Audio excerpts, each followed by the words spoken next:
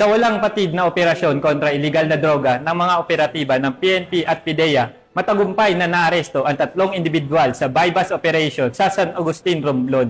Ibabalita yan ni Patrolwoman Dara Palogme. Nasabat ng mga otoridad ang 3 katao sa ikinsang bypass operation na isinagawa ng pinagsanib na person ng Philippine Drug Enforcement Agency Romblon at San Agustin Municipal Police Station nitong Agosto 3, dakong alas 9:45 ng gabi sa sitio Kulikuli, Barangay Poblacion, San Agustin, Romblon.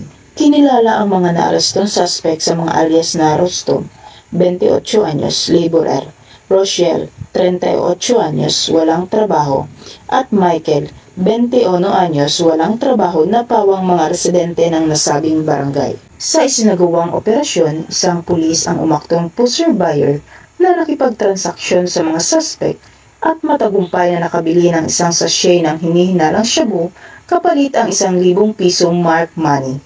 Bukod sa nabiling sachet, nakumpiska rin mula sa kanila ang siyang heat-sealed transparent plastic sachet at isang hindi selyadong sachet na naglalaman ng pinaghihinalaang shabu na may kabuuang timbang na humigit kumulang 6 na gramo.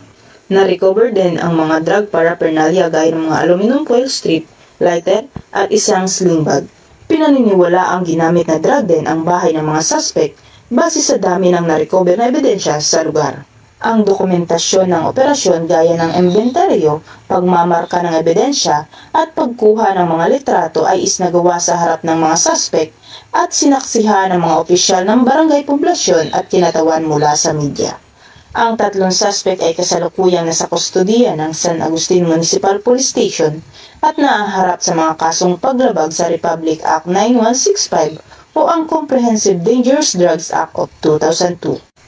Patuloy ang paalala ng Philippine Drug Enforcement Agency at ng lokal na pulisya sa publiko na makiisa sa kampanya kontra illegal na droga upang mapanatili ang katahimikan at kaayusan sa mga komunidad.